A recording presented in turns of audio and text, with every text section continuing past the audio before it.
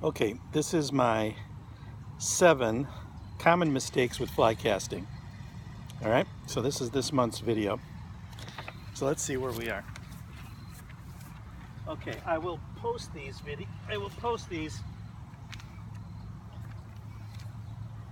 in a few minutes. So my first problem I'm going to talk about is something called drift in casting, and this is something that I used to do, and it goes back to the Dave Leonard one that I was talking about, is stopping. And I always want to be Brad Pitt, so I would do a thing called drift. So I would stop my rod and then kind of do a little thing at the end so I could look graceful. That just kills your power. Okay, so you have to stop, wait for the line, and then drop. So drift is something that you have to be careful of. Okay, so none of this. Okay, forget it. Okay, here's one of my big pet peeves. I see a lot of people casting, instead of casting like this or casting close, they're like doing this weird, and this when you see your reel coming way out like this, it's going to get very strange and you're going to not cast well. So try to keep your elbow in, keep that Bible tucked under your arm, and cast. You can still cast sideways this way, but this big sweeping thing, don't do that. Okay, that's a bad thing. So stop that. One of the things you're going to need as part of this video, and I forgot to mention, is make sure you have a ruler, because you know what that ruler is for? That ruler is for when you see yourself doing stuff like that, you go like this. There you go, look at that, I broke the ruler, I hit that thing so hard. All right, so make sure you have your ruler with you. All right, the next thing. Oh, now this one, a lot of spinning rod guys do this one, and they have this beautiful cast. They have this beautiful cast, and then at the end, it's like, you know, they want to throw it, and what you end up with is a big pile of junk down at the end. Okay, you want to avoid that at all costs. Remember, you don't need to gun it at the end. In fact, gunning it at the end is going to be your biggest problem. So make sure you just do your regular cast, and then you can maybe give a little bit at the end, but none of that big reach stuff, none of that gunning at the end. So annoying, so bad. Okay. Another thing, everybody wants to look like Brad Pitt, so they want to false cast for an hour and then cast. Okay, this is the one thing you need to practice. All the time that line is up in the air, you're not catching fish. So practice, and you shouldn't need more than what I call a pick up and cast. So your line's out there, you pick it up and then cast, and then that should be enough. If you got a good stop at the end and a nice pull and a good stop here, you're going to get a good cast. So just pick it up and cast. Practice this at home. Hit a bunch of spots in your backyard.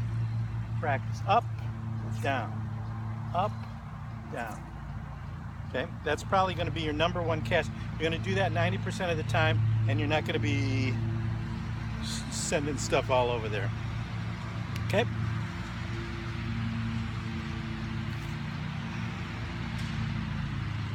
Oh, this is an important one. I'm going to set my rod down now. And this is something I call know your line.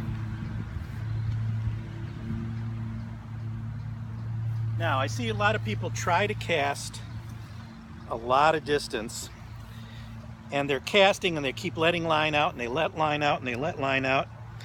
And what they end up with is, at a certain point, it all starts to fall apart. Well, the idea is that if you pull your line out about 30 feet, the first 30 feet of your line, if you have weight forward line, looks like this. And then at a certain point after 30 feet, the line gets much thinner. And I don't know if you'll be able to see the difference between the two a little bit. And what happens is this is called the running line. This is the thick stuff is what you can cast. So what you should do is find where that sort of ends, which I think on this one right about here. Get a magic marker. Don't stick it in your mouth, because then no one will be able to understand you. And just mark your line with the magic marker at that spot. And you might want to do a little better job than what I just did right there. But mark your line so that you know where that ends. After a while you'll get a feel for where it ends, but in the beginning you can mark your line. There's actually a couple companies that make line that changes color from the thick part to the thin part. I think Rio may do something like that. There's a company I think called Superior Line Company that actually will dye it in any color you want. So there's a bunch of companies that do that, but in general all you need is a magic marker, okay? So know your line, because what that means is you can cast 30 feet beautifully and your line will look great. You go beyond that, you try to get farther and farther, and eventually it's going to collapse just because you're casting that thin line. So that's the point where you need to learn how to shoot line. So after that, so you got your couple casts, you're at the point where it doesn't work anymore, and then that's when you shoot the line. Okay? It's a simple one, but boy, I see a lot of people struggle with that, and they go, I can't get past a certain distance. And that's where that comes from. Okay, here's another one. Number 7. Hand position. And I'm going to just tip this a little bit.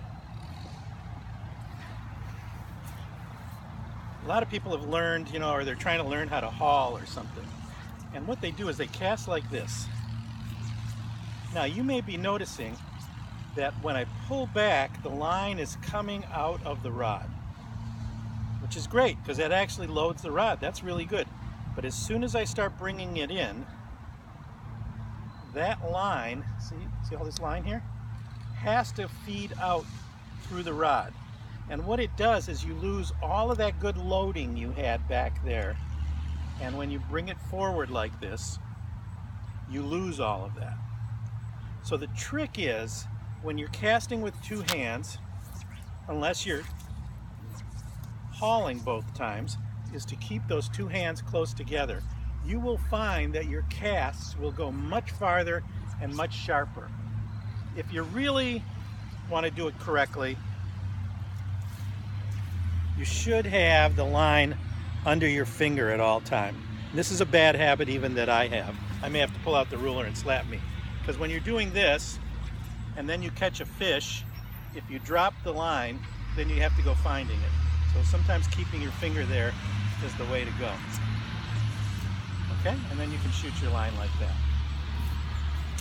So these are my 7 common mistakes that happen. Boy, there's a lot of traffic here today.